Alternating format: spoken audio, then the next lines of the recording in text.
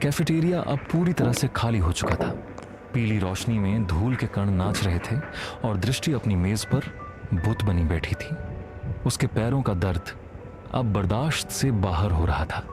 हर धड़कन के साथ जैसे हजारों सुइयां उसके जख्मों में चुभ रही थीं।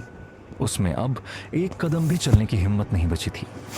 आदि, जो काफी देर से किचन के दरवाजे की ओर से यह सब देख रहा था, उसकी आंखों में दृष्टि के लिए हमदर्दी उमड़ आई। वह दबे पांव उसके पास आया और पानी का एक भरा हुआ गिलास उसकी ओर बढ़ा दिया। दृष्टि ने कांपते हाथों से पानी पिया, जैसे वह अपनी रूह की प्यास बुझा रही हो। आदि ने धीमे से पूछा, मिस, रात बहुत हो गई है, आप घर कैसे जाएंगे? इस हालत में पैदल चलना आपके लिए मुमकिन नहीं है। दृष्टि ने एक फीकी मुस्कान के साथ जवाब दिया, मैं यहीं रुकूंगी आदि, सुबह होने पर चली जाऊंगी। अभी हिम्मत जवाब दे रही है।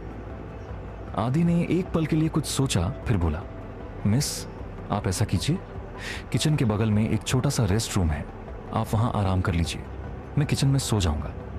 वैसे भी स्टाफ के बाकी लोग अब घर जा रहे हैं, वहां आपको कोई परेशान नहीं करेगा। दृष्टि की आंखों में कृतज्ञता के आंसू आ गए। इस अजनबी शहर और इस पत्थर दिल ऑफिस में आदि की ये छोटी सी मदद किसी फरिश्ते के एहसान जैसी थी। उसने आदि का शुक्रिया अदा किया और धीरे धीरे लंगड़ाते हुए उस छोटे से कमरे की ओर बढ़ गई। वह कमरा छोटा था पर साफ सुथरा था। वहां एक बड़े साइज का सोफा और एक मेज रखी थी। दृष्टि ने बिना कुछ सोचे खुद को उस सोफे पर गिरा दिया। उसने अपनी आंखें मूंद लीं, बस एक ही दुआ मांगते हुए कि सुबह की पहली किरण उसके जीवन में एक नया सवेरा लेकर आए और वह सुरक्षित अपने घर पहुंच सके। उधर मुख्य केबिन में अब सन्नाटा पसरने लगा था। एवी और एमी के हंगामे के बाद हंसी मजाक का दौर खत्म हुआ और थकान सब पर हावी होने लगी। 7 स्टार्स की टीम एक एक करके अपने अपने कमरों और रेस्ट एरिया में सोने चली गई।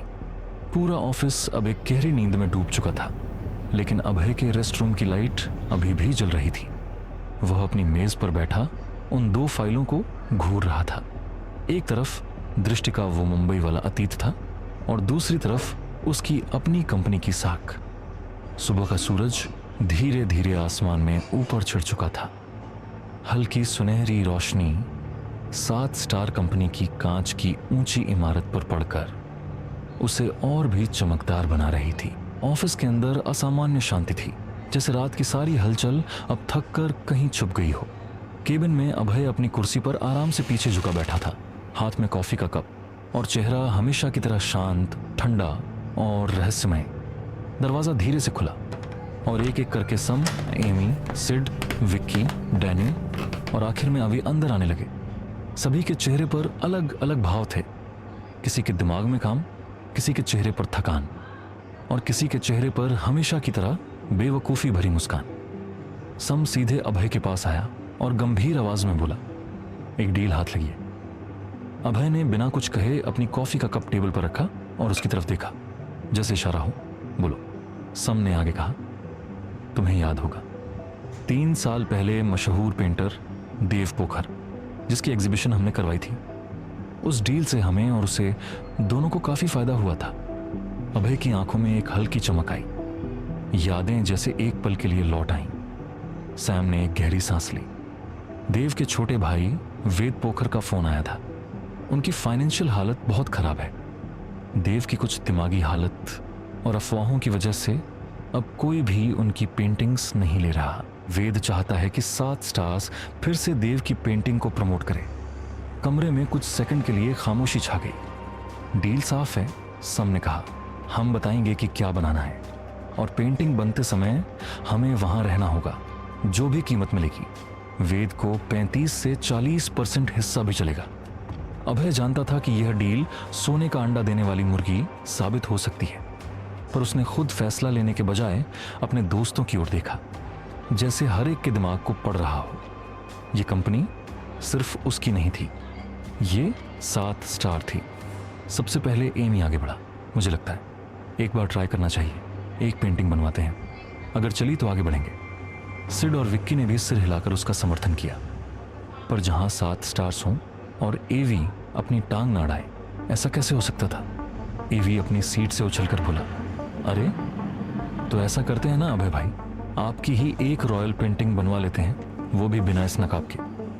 कसम से आधी दुनिया तो सिर्फ ये देखने के लिए टिकट खरीद लेगी कि डेविल आखिर दिखता कैसा है। बस इतना सुनना था कि पूरे कमरे का माहौल बदल गया। सिड ने अपना माथा पकड़ लिया, सम ने आंखें बंद कर ली, एमी ने गहरी सांस ली और डैनी तो बस छत देखने लगा। भगवान इसे उठा ले। अभी को भी समझ आ गया, गलती हो गई। उसकी आंखों के सामने नमक वाला सूप फ्लैशबैक की तरह घूम गया। वो तुरंत खांसा, मैं पानी पी कर आता हूं। जैसे ही वो मुड़ने लगा, इधर आओ अभय। अभय की ठंडी आवाज ने उसके कदम वहीं रोक दी। कमरे की हवा भारी हो गई। अभी धीरे धीरे छोटे छोटे कदमों से अभय के पास पहुंचा, जैसे मौत की सजा सुनने जा रहा हो। अभय ने बिना कुछ कहे टेबल पर रखा गिलास सीधा किया, जग उठाया और उसमें पानी भरकर अव्य की तरफ बुला दिया। सब हैरान रह गए। अव्य के चेहरे पर अचानक चमक आ गई। आज तो बच गया। उसने जल्दी से गिलास लिया और एक ही सांस में पानी पी गया। थैंक यू अभय भैया, वो मुस्कुराया। लेकिन अगले ही पल अभय ने फिर से वही गिलास उठाया और दोबारा भरकर उसकी तरफ बढ़ा दिया। अब जाकर सबको मामला समझ आया और पूरे केबिन में दबी दबी हंसी गूंजने लगी। अभय ने उनकी ओर एक सर्द नजर डाली तो सबने अपने मुंह पर हाथ रख लिया। एवी अब रुआंसा होकर बोला, पर अभय भाई अब और नहीं। अभय ने बिना कुछ कहे गिलास एवी के सामने कर दिया और फिर एक एक करके दूसरा गिलास, तीसरा, चौथा, पांचवा। 5 गिलास पानी पीने के बाद अब उसकी हालत पतली हो रही थी। उसका पेट फूल चुका था और हर घूंट के साथ उसे लग रहा था कि अब गला भर आया है। अभय ने छठा गिलास भरा और एवी की ओर बढ़ा दिया। एवी ने रुआं सा चेहरा बनाया और मेज पर झुककर बड़ी ही दार्शनिक आवाज में बोला, अभय भाई बस कीजिए। अब समझ आया कि जल ही जीवन है। क्यों कहते हैं? क्योंकि इसे पीते पीते मेरा तो जीवन ही निकलने वाला है। पूरे केबिन में सन्नाटा था। सब अपनी हंसी दबाने की कोशिश कर रहे थे, पर ईवी कहाँ रुकने वाला था। उसने अपना हाथ अपने पेट पर रखा और एक लंबी डकार रोकने की कोशिश करते हुए बोला, वैसे भाई आपकी सर्विस देखकर लग रहा है कि अगले जन्म में आप एक्वागार्ड के ब्रांड एम्बेसडर पक्का बनोगे। और अगर मैं आज नहीं बचा तो मेरी कब्र पर फूल मत चढ़ाना, बस एक बाल्टी पानी डाल देना ताकि आत्मा को शांति मिलती रहे।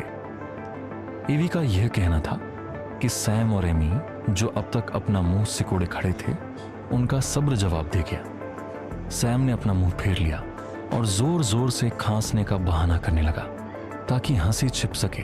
विक्की ने तो सीधा अपना माथा मेज पर पटक दिया और उसकी पीठ हंसी के मारे कांपने लगी। एवी ने फिर से एक मासूमियत भरी शक्ल बनाई और अभय की नीली आंखों में झांकते हुए बोला, भाई अगर मैंने ये छठा गिलास भी पी लिया ना तो कल से ऑफिस में डेस्क की जगह मुझे स्विमिंग पूल लगेगा और फिर मिस लाल को फाइलें नहीं, लाइफ जैकेट लेकर घूमना पड़ेगा। इतना सुनना था कि सिड का ठहाका पूरे केबिन में गूंज उठा। अभय, जो हमेशा एक पत्थर की मूरत बना रहता था, उसने भी अपना हाथ अपने माथे पर रख लिया और तिरछी नजरों से ईवी को देखा। उसकी आंखों में वह पुरानी कड़वाहट नहीं बल्कि एक दबी हुई शरारत थी। अभय ने जग वापस मेज पर रखा और बस इतना कहा, जा यहां से, वरना 7वां गिलास तुझे पाइप से पिलाऊंगा। ईवी ने जैसे ही यह सुना, वो अपना पेट पकड़कर ऐसे भागा जैसे पीछे कोई शेर पड़ा हो। उसके भागते ही पूरे 7 स्टार्स केबिन में पागलों की तरह हंसने लगे। क्या ईवी की ये मस्ती किसी बड़े तूफान की आहट है? क्या देव वोकर की वो पेंटिंग इस हंसी मजाक को मातम में बदल देगी? केबिन के अंदर